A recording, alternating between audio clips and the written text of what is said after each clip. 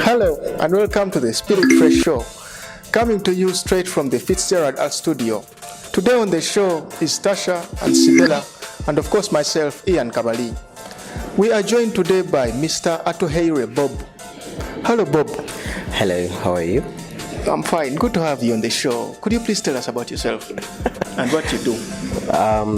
Well, I'm Bob. I'm an IT specialist. I'm a person who loves people. I do what I am passionate about, and generally I'm a fun-loving person. Yes. Okay, but you know, IT is very broad. It is very wide. What exactly in IT do you do? Right now I'm working in the securities industry, so I'm in the process of developing various platforms which help people access securities and investments. Wow. So I like to think about myself as a solution architect at the end of the day. Okay. Yes. Okay. I'd like to know about your childhood. How was your childhood like? How were you growing up? Well, it was fun, so to speak. I don't know. I loved swimming a lot. I loved traveling a lot. So I moved around Uganda a lot, especially in the recent past. So as a child, I loved swimming. I loved having fun. I loved doing crazy things. So when you say crazy, you mean crazy. And when I say as a child, I mean between the ages of about 12 and 6. Yeah, but most of my life has been calm. Yes. Interesting. Yes. So, what has been your journey pursuing your career in IT and your charity foundation? Is it a foundation? I would like to call it a social enterprise, Okay. Six and Dove. Okay. Though I don't know how to put this very, very lightly. IT has always been a passion of mine from way back, from I do not know when, because I learned how to use a computer in 97. Wow. You were like, what, 7? In 97, I will not tell you my age. It's okay. Though I made my decision, I think in my S4 that I was going to do IT. So everything I did, everything I planned, I did was towards IT. Then I went to Uganda Christian University. I did IT. I finished. I pursued my IT. Then halfway along the way, unemployment. I became unemployed for about 2 years, and that's when I did a lot of social work. Around, developed a few solutions for social work, and I did a lot of work around there, and I grew a passion for social work and for charitable work. I don't want to call it charity, I'd rather call it social work. Okay.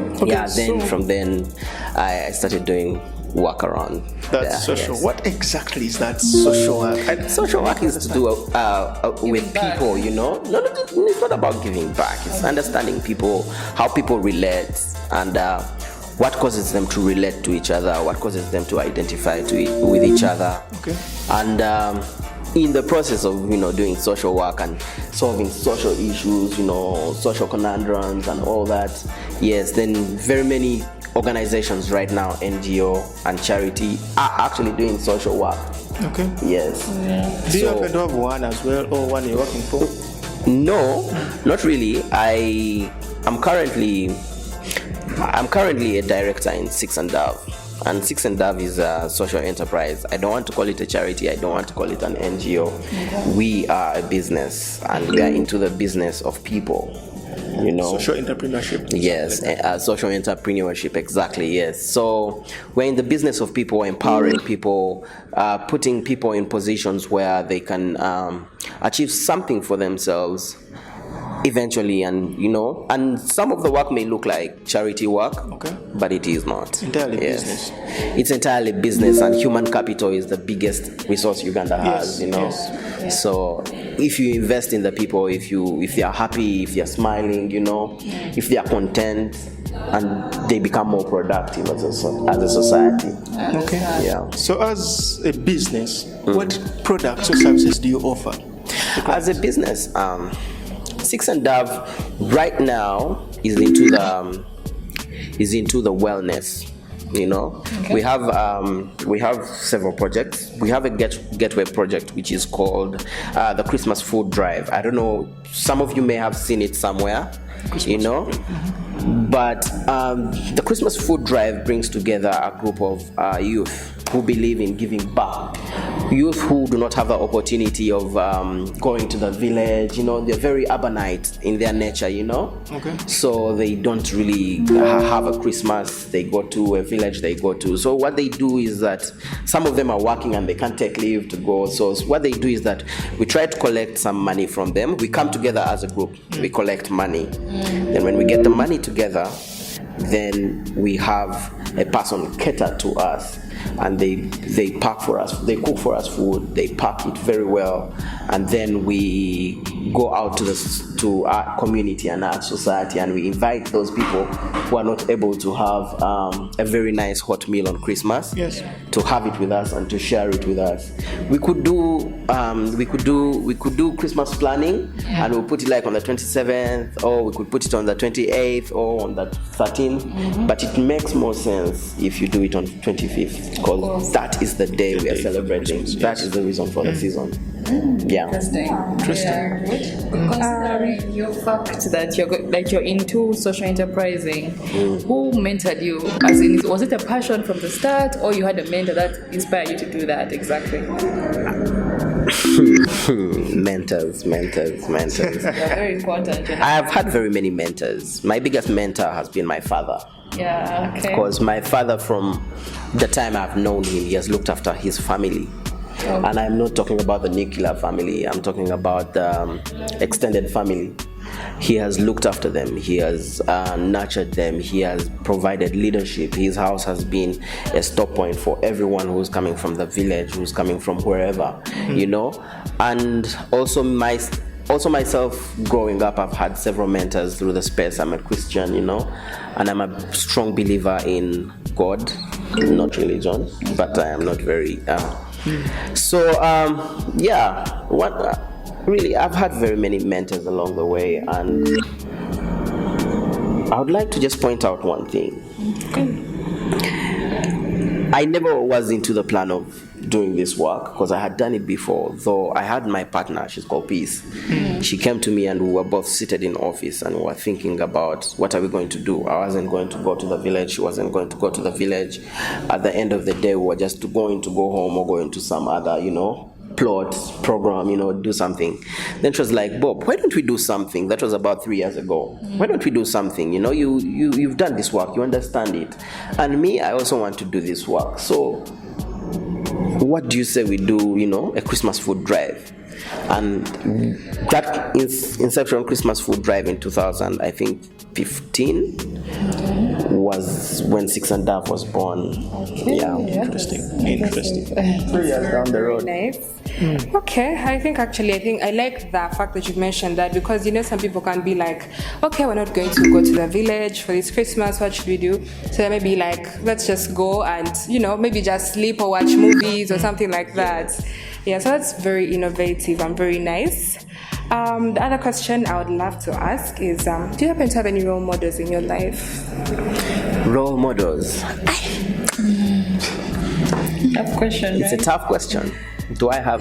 My biggest role model is my father, followed by my mother, but my mother died about 22 years ago. That's so sad. You get, but the lessons she taught me then, up to now, they're still, you know, driving me. You know, I think about her and I'm given strength to, you know, do certain things. Then there are certain gentlemen along the way who have also nurtured me apart from my father. Yeah. And I do not want to mention their names here, but I do have mentors. I do not like looking. Personally, I am a rebel.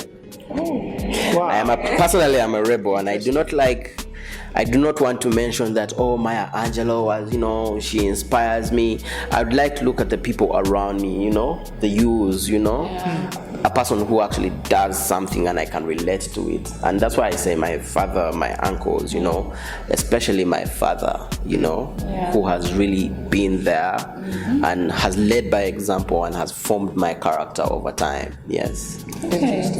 So what advice would you give people out there because you deal in enterprising, so how can they like find their footing? You know, people are confused on what exactly their passion is. So how can you explain to them out there on where they can start? You know, where they can see their passion. Yeah. You know, earlier we were having a conversation, and that conversation was, you know, the youth are unemployed. They don't have money. They don't have resources. Some of them are even uneducated. Some of them, you know, are addicted, are taking on addictions.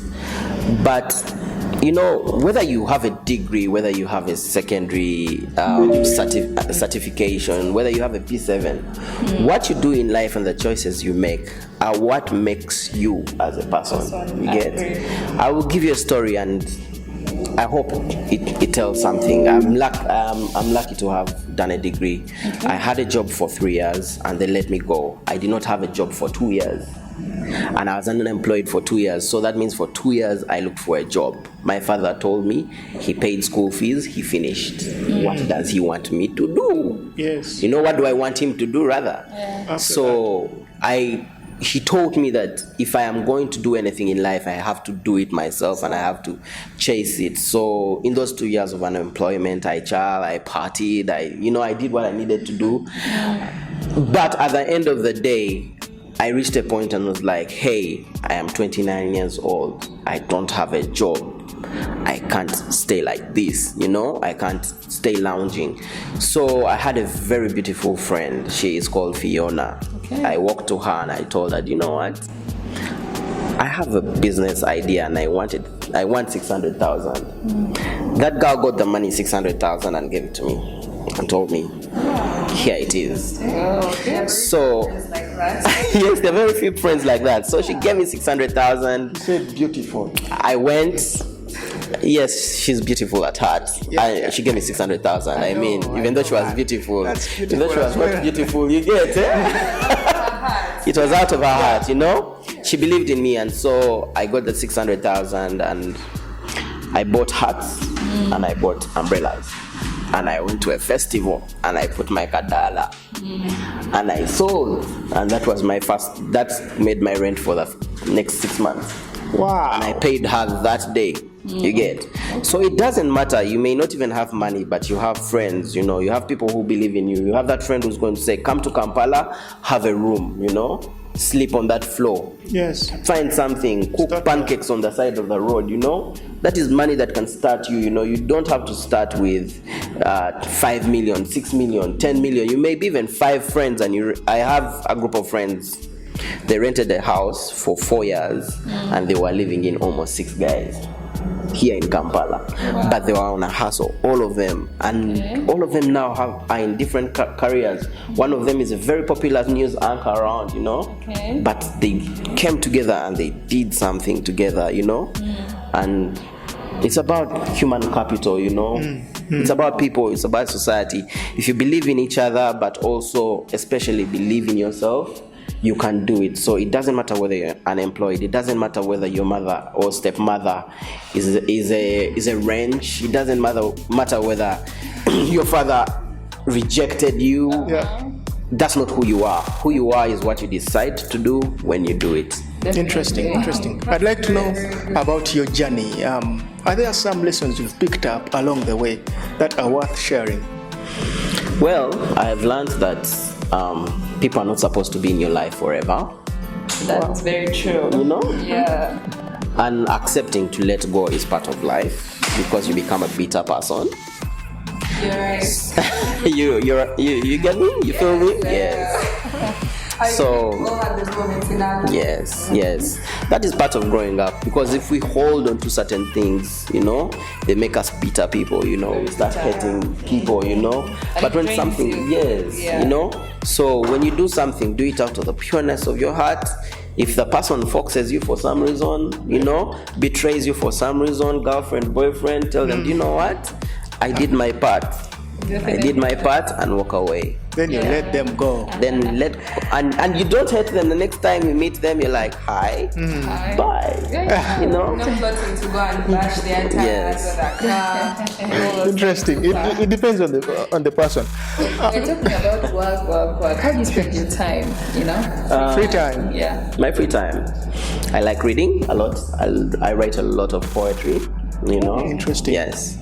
Wow.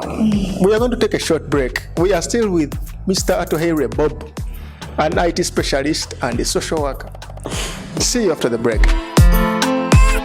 Hello and welcome to the Spill It Fresh show. My name is Sibela Chirabo Kenyanji. Thank you so much for watching the show. Make sure you join the conversation on our social media platforms, that is Facebook, Twitter and Instagram. The Spill It Fresh show. Thank you for watching.